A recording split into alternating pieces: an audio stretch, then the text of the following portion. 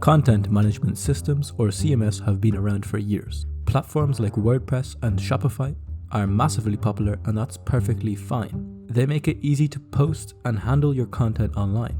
But a new and shiny concept is gaining popularity. It's called Headless CMS. Before I explain what that means, you should know the sponsor of this video, OneEntry, claims it's the future of building web and mobile apps. So let's see if that is really the case, how we can use their Headless CMS platform, and how we can use it to benefit ourselves. My name is Maliki, and today I will review OneEntry Headless CMS. I'm gonna do a quick overview of the platform, talk about its features, advantages and disadvantages, and also its pricing. I will also let you know my personal unbiased opinion about it. So everyone, let's get started. You've probably heard of traditional CMS platforms like WordPress, Squarespace, or Shopify. They're great for building websites quickly without needing to code everything from scratch, but they have some downside. They're not very flexible when it comes to customizing how your website looks. Plus, they can be slow and sometimes struggle to handle a lot of traffic. That's just how they're designed. Enter Headless CMS. It's a newer approach that separates the content management part from how it's displayed on the website. This separation gives you more freedom to design your site how you want. It also makes it easier to use your content on different devices without having to redo everything each time. But we'll get into this more later. Because of these benefits, many companies are switching to Headless CMS platforms nowadays. They offer more control and flexibility over how your website looks and performs.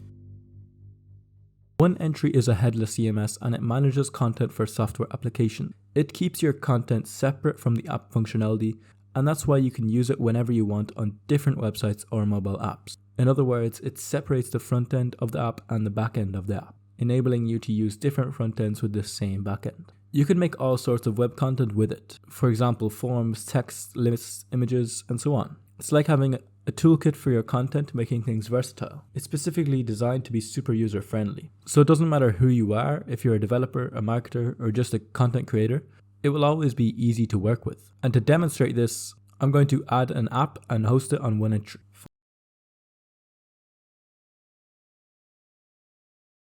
Welcome to this OneEntry tutorial. In this video, we're going to be creating a website like this website. It is a digital agency website. We are going to be using Next.js to create this project. So the first thing that you have to do is head over to OneEntry and go to oneentry.cloud. And then you're going to hit sign up. And then you're going to enter in your email and your name, and you're going to have to verify your email and your name. And once you've done that, I'm going to hit back and then sign in. So sign into your account and then create a project. So go to projects and create a new project. I'm not going to create a project, but I'll just show you the process. Enter in your project name, enter in your subdomain name. This can be just the same as your project name. Then use the study tariff, as you'll get a 30-day free trial, and then click create. Once you've done that, the project should be created. It might take a few minutes. Don't worry, that's just normal. And then once it's created, we're good to go. Then we're going to go to the Windows terminal or go to command prompt or whatever you need, whatever command prompt you have. So I'm going to go to command prompt, and then I'm going to go to the directory where I want to create my Next.js app. So I'm going to go to cd documents/projects. This is the folder where I want to create my Next.js app. And I'm going to say npx create next app. Enter. This is going to create a Next.js app. What is your project named? Well, I'm going to call it Digital Agency. Make sure to spell it right. Would you like to use TypeScript? No. Would you like to use ESLint? No. Would you like to use Tailwind CSS? No, it's not necessary in this project. Would you like to use the source directory? Yes. Would you like to use the app router? No. And no. Now it's creating the Next.js project, so we just have to wait a few seconds. Okay, now that we have successfully created our Next.js project, we're going to cd or change directory into this project.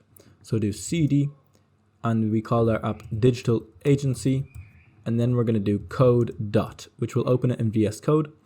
But if you don't have VS Code, just go to the folder where you created the Next.js app.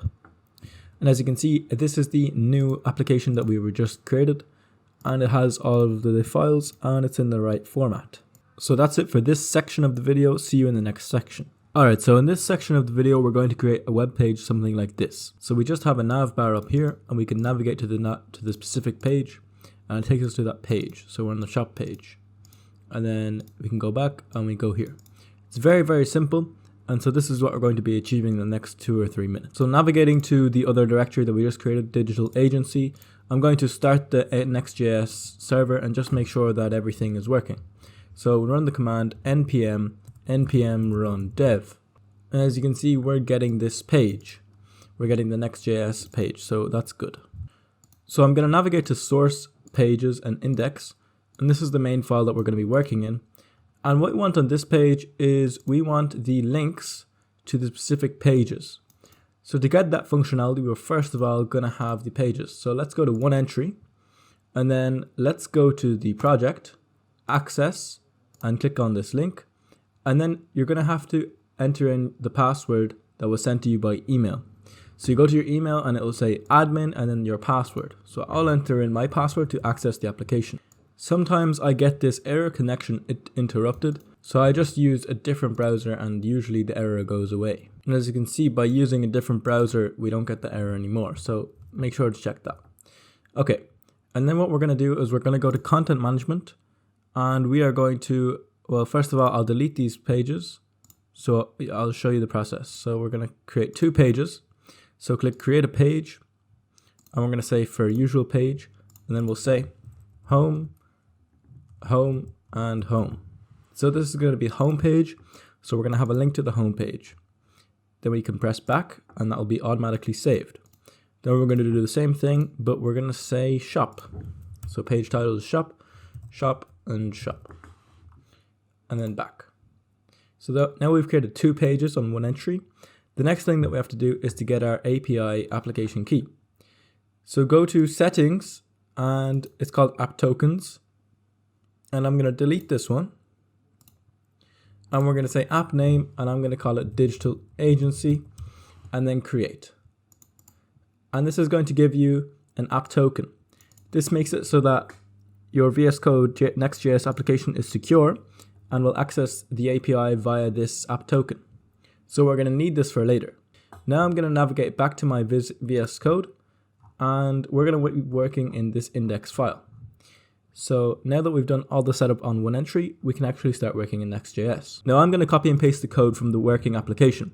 The code will be available for free online, so download it and then you can follow along. Now the important part here is this line and this function. This line says, for all the pages, create a link and link to a page URL with the name of the link, with the name of the page. And then down here we are accessing the API.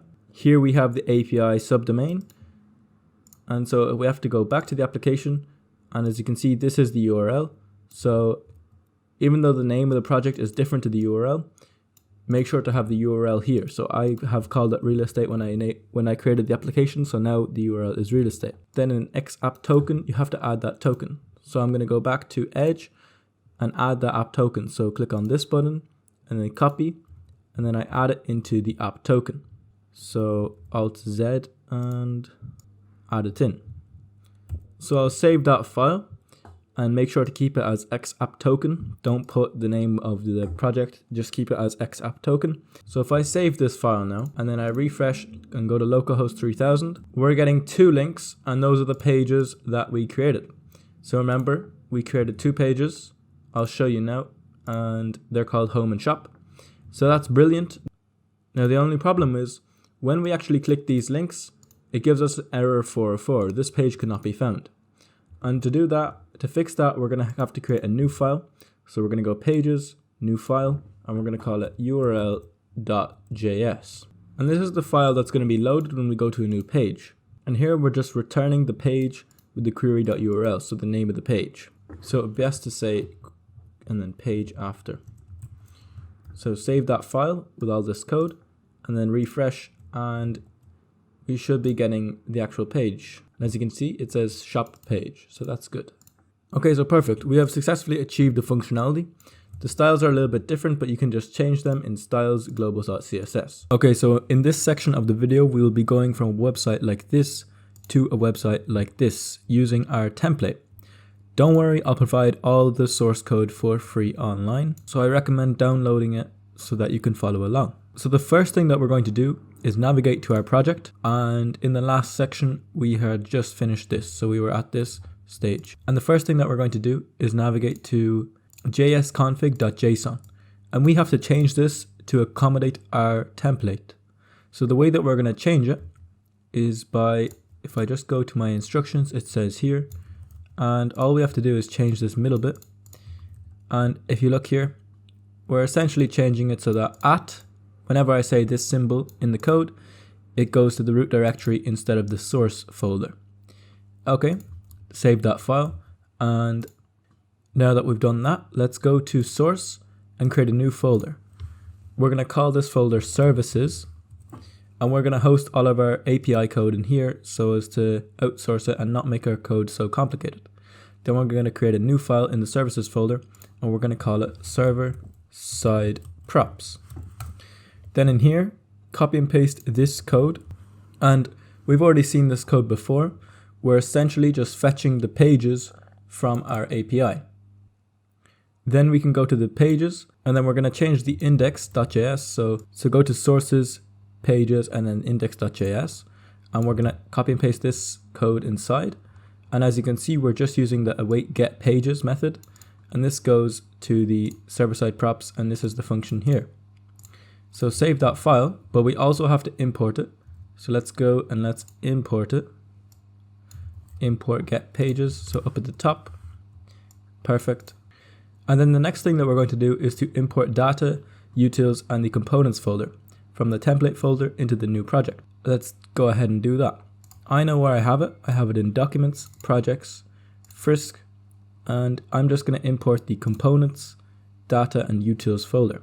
So I'll just drag in components and then also drag in data. So components, utils, and data.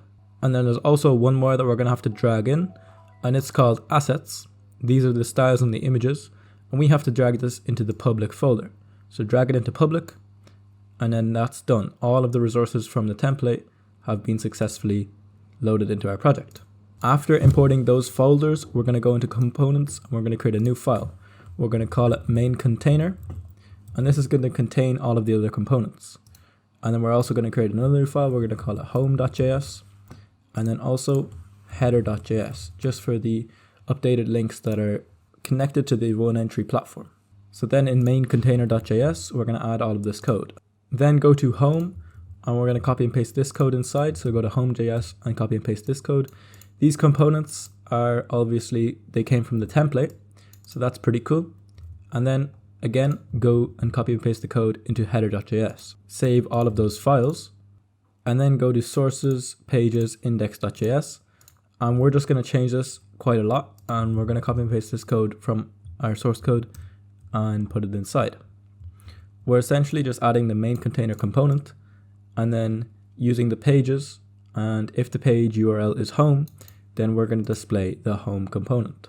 Then we're going to go to url.js, again copy and paste the code, and let's see what's going on here.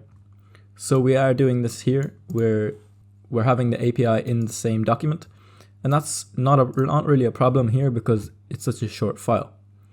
Then after that, go to package.json, and we have to install all of the node packages that the template requires. So go to package.json, and we're going to copy and paste in all of these packages. Then in our template project, there's a file called layout.ts. You have to copy the contents of this file into app.js, and there's a part that you have to remove, and it's called the export default layout. Otherwise, it will throw an error as app.js already has an export default function. Or you can just copy this code into _app.js, which is the easier method. So I'm going to copy and paste that code into source, pages, app.js. So now I'm going to run npm I. This is going to install all of our node packages. And it is going to take a little bit of time. Okay, and so once the packages are installed and that command has been finished, we're going to run npm run dev, and then everything should be working, and we should have our template installed into the project. So go to localhost 3000, and so cool, perfect. The home page of the template has been loaded into the project, and it's working perfectly. Now what I recommend to do is make it so that the pages on OneEntry that you create reflect these buttons here. That can be changed in the utils, the data, and then you go to menu, and you can add it so that this maps over the pages and it has all of the pages titles. And so this would be like shop and packages or whatever it is. And so it reflects the data on OneEntry. That is something I might cover in another tutorial. Thanks for watching. If you like this video, then subscribe, and then I'll see you in the next one.